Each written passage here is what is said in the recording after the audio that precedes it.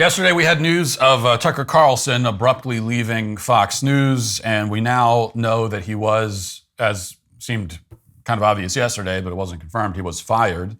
The reasons are still murky. Reports in the LA Times and other places suggest that Rupert Murdoch made the decision to get rid of Tucker. Some in the media are suggesting it has to do with different lawsuits, a discrimination lawsuit that was filed by a former Tucker producer. But I find that hard to believe, given that, Fox itself says that particular lawsuit has no merit, and which we would expect them to say. And just based on the details that have been reported, it certainly seems, from my perspective, to have no merit. I mean, this woman complains, for example, about a jokey picture of Nancy Pelosi that was hanging on a wall in an office somewhere. That's the kind of thing she's offended by and filing a lawsuit about. So I don't think that's the reason. I think that there may have been many things that contributed to it, but I think that basically they pushed Tucker out because of what he stands for and what he says. That's really what it comes down to. Tucker is not a neocon, corporatist, milquetoast Republican. Because he's not that, he's not welcome on Fox. They were looking for a reason to get rid of him for that reason alone. I really think it's that simple. Tucker is also interesting, and they seem to have a problem with interesting people. I mean, that goes all the way back to when they fired Glenn Beck, who committed the crime of being interesting. There's something else to be said about Tucker, too, which is that he's not only a great talent, and he is a great talent. Like I said yesterday, his monologues make news. He does monologues on the news, and he makes news with them. This is a rare talent. Nobody else at Fox is doing that. Nobody else in cable news has that kind of talent. It's, as I said, a rare talent. But aside from the talent, Tucker's also he's also a good guy. So just one, and people are sharing different stories about their encounters with Tucker Carlson. So here's one quick personal story, and I think it tells you a lot about him. So years ago, this is maybe this is maybe 4 years ago, maybe 5 years ago. Tucker texted me one day out of the blue to tell me that he appreciates my work and he's encouraging me to keep going. Now, keep in mind, I had a much smaller profile back then. This was when I believe I was still doing my podcast out of my car, and there was about 30 people who were, watching it. So relatively obscure, especially compared to now. I didn't think that Tucker even knew who I was, and yet he took the time to track down my phone number and send me a text, even though I obviously had nothing I could give him in return. It's not like he needed me to promote, his work or something like that. It was just something that he felt compelled to do, and he did. That is, I cannot stress enough how rare that sort of thing is, probably in any business, but especially in this business. People will be nice to you. People will be nice to you, but it's because they usually it's because they want something from you. They're being nice to you because they want, and oftentimes they want you to promote something. They want you to put them in touch with someone who you know. It's like that sort of thing. So it's very transactional, very mercenary. It's extremely rare that somebody would just kind of reach out to encourage you when you have nothing that you can give them in return. And so that alone, I think, tells you a lot about him. And the question now is what he does next. Personally, I think the Daily Wire is the best place for him. I'm a little bit biased, but I do really believe that. I think if you're Tucker Carlson, you've got, basically two options, or I guess there's a third. You could just decide you want to get out of the rat race completely. I hope he doesn't do that. But aside from that, you can go off and do your own thing, or you can join another institution. And I think that there are other institutions in conservative media that do great work, but I don't think there's any other place like the Daily Wire. So that would be my pitch to him, but we'll see what he does. Of course, there was a lot of celebrating over this on the left, as you can imagine. Probably don't need any examples of that, but here's just one example from The View as they first learned the news that Tucker Carlson had been fired, and here's how they reacted to that.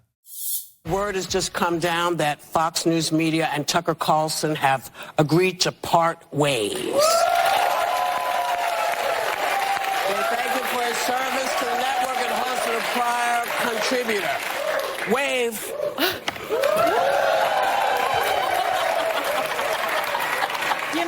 We'll talk more about it tomorrow but we wanted to make sure that we let you know what was going on. Well, can I ask the audience if they'll help me do something? Come on, folks. Na na na na na na na na.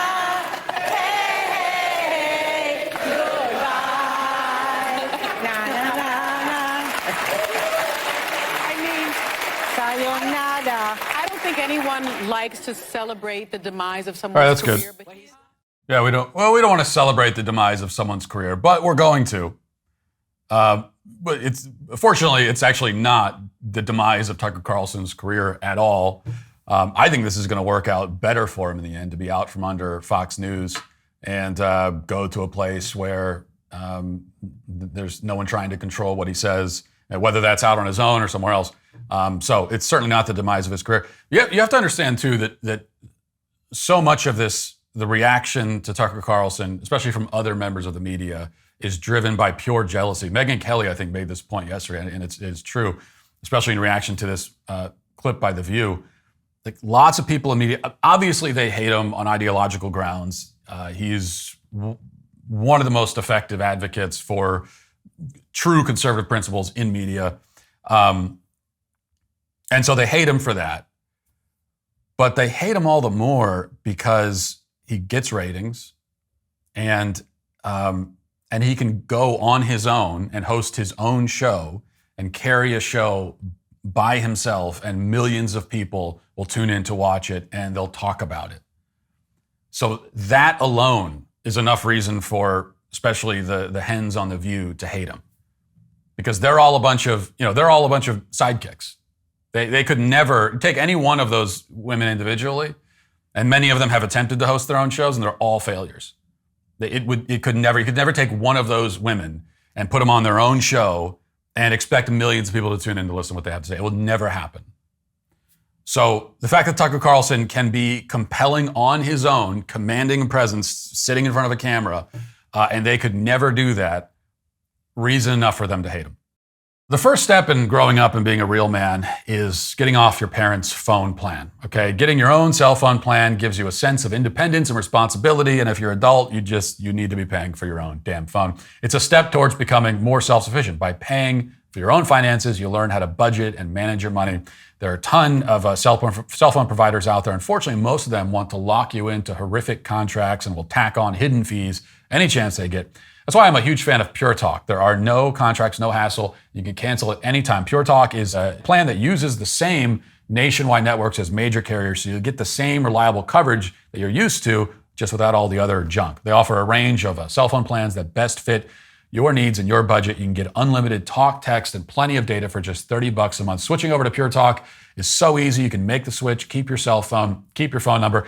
With their U.S. customer service team, you can make the switch in as little as 10 minutes. Pure Talk is so sure that you're going to love your service. They're backing it up with a 100% money-back guarantee. So go to puretalk.com, enter promo code Walsh to save 50% off your first month. That's puretalk.com, promo code Walsh. Pure Talk is simply smarter wireless. Your online data includes personal information such as your name, address, phone number, email address, financial information, and login credentials. Hackers want to steal this information and sell it on the dark web, where it can be used for various criminal activities such as phishing, ransomware, and identity theft. Needless to say, it's incredibly important that you use a VPN to prevent that from happening.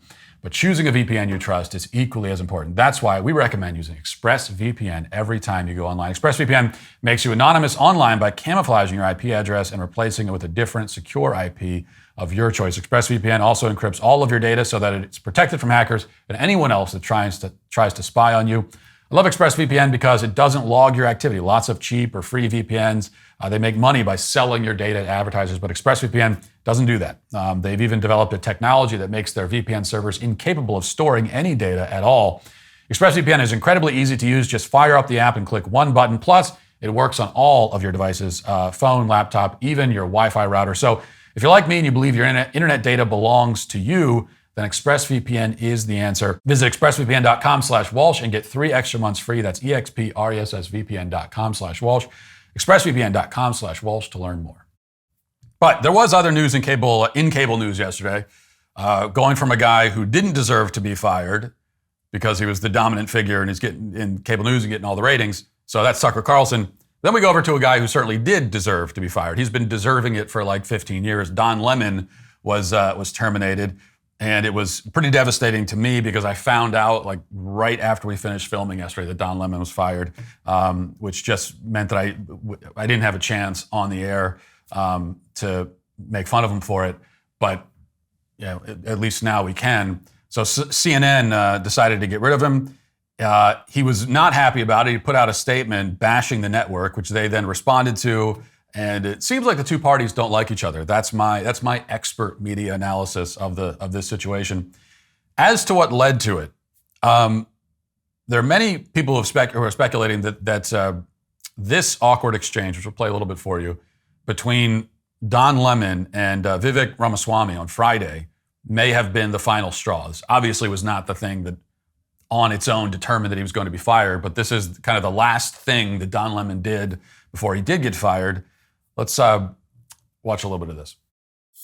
The very policies that we implemented in this country in the name of helping black Americans have actually been disastrous for black Americans and all Americans. And I think that's something that we need to wake up to. In 1865, you were talking about the black codes, right? That's right. Passed, enacted to make it a crime for a black person to carry a gun in the South.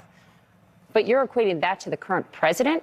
You're referring to economic change? What are you saying? Well, I was referring to Joe Biden's, I think, ill-chosen expression to say they're the party that wants to put you back into chains. What I'm actually saying is that if you look at the policies of the modern Democratic Party. About Democrats. Absolutely. So what I'm saying is that actually it's policies like that of Lyndon Johnson and Joe Biden that are actually holding black Americans back. The war on poverty? Yes, and in particular, his Great Society, where he actually created incentives in the family, where if you're a family, you could actually get more money by not having the father in the home. Guess what you get? You get what you pay for. I think it's been really bad for the black community. I think it's really bad for all Americans. Do you have anything on this before I move on to China? I don't see what one has to do with the other, but go on. I took up a lot of time with Fox. Oh, it's fine. We have time. I don't really see what one has to do with the other, especially and using the Civil War to talk about black Americans. That war was not fought for black people to have guns. That's not. That war was fought for black people to have freedoms in this country. Yeah. Actually, that's why the Civil War was fought. Okay. And the sad that part about wasn't fought for black people to have guns. I think. Actually, you know, funny fact is black people did not get to enjoy the other freedoms until their Second Amendment rights were secured. And I think that's one of the lessons that we learned. Black people still aren't allowed to enjoy the freedoms. I disagree with you on that, Don. I disagree with you. I think you're doing a disservice to our country by failing to recognize the fact that we have equality before the law. And you live in this country, then you can disagree with me. But we're not. You mentioned in here that we have three different shades of melanin. Don, I think we have to be able to talk about these issues in the open, regardless of the color of our skin. Black Americans today to say that. Okay, so Don Lemon is offended. We can stop that. Don Lemon's offended, and you're not a black American. You can't say this.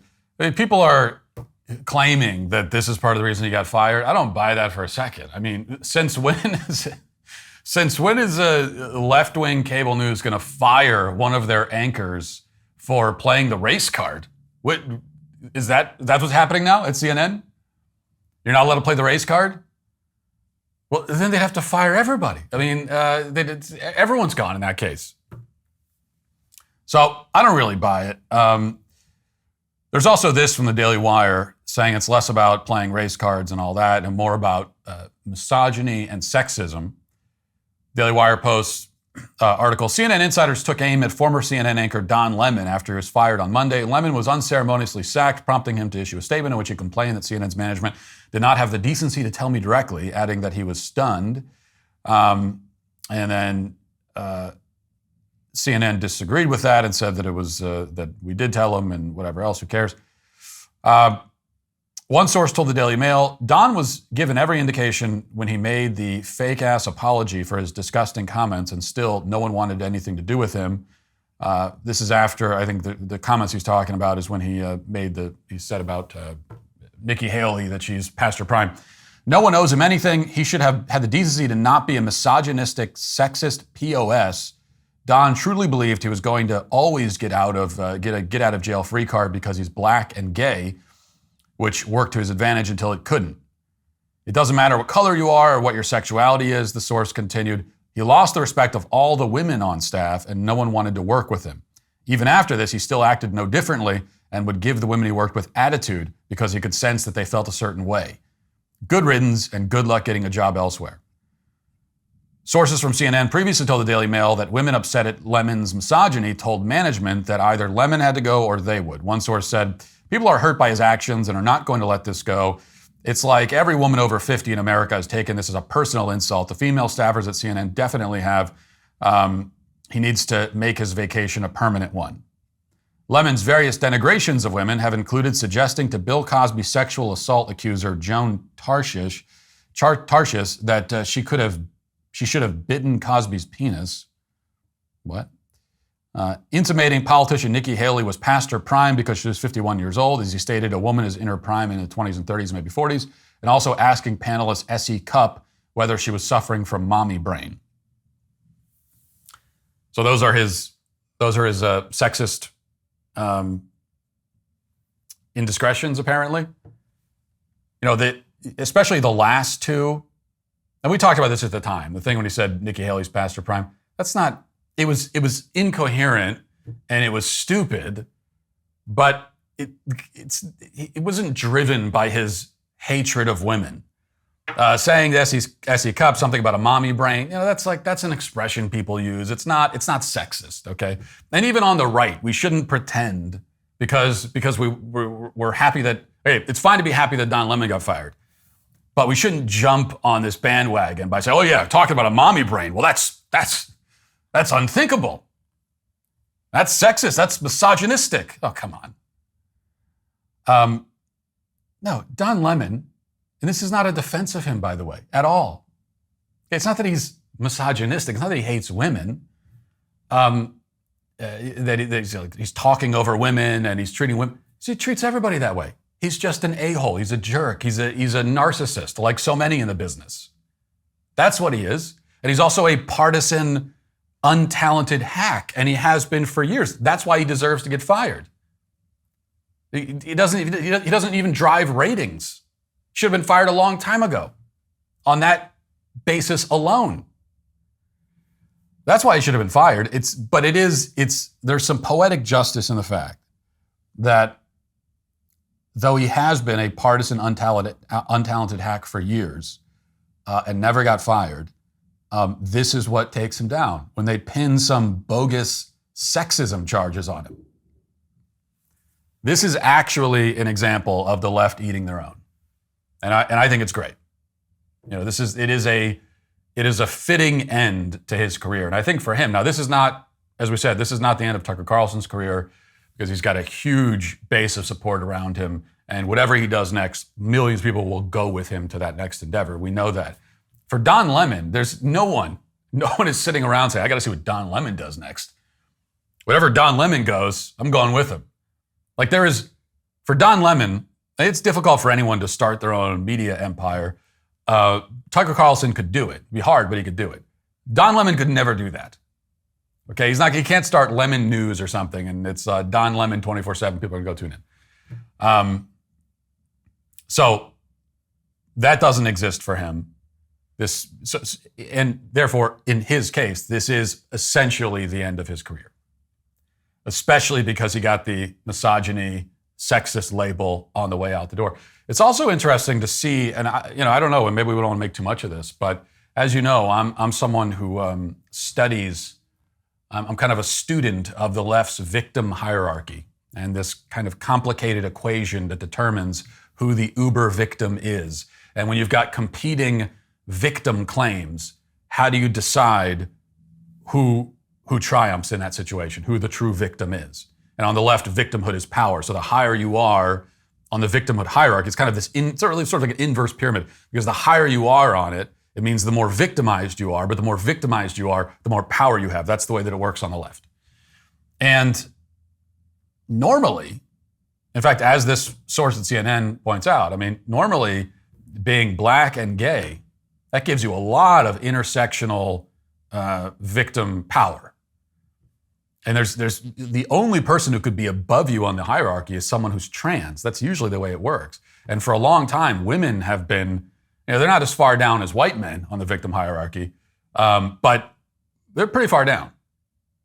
So pretty much any victim claim that a woman makes can be superseded by someone who has more victim power than the woman. Yet in this case, you have someone who's black and gay, and they're being taken out by victim claims being made by women. So that's interesting. Has there been an upheaval in the victim hierarchy? Are women climbing up the ladder once more? I don't know. We'll have to pay attention, see what happens next. And that'll do it for the show today. Talk to you tomorrow. Have a great day. Godspeed.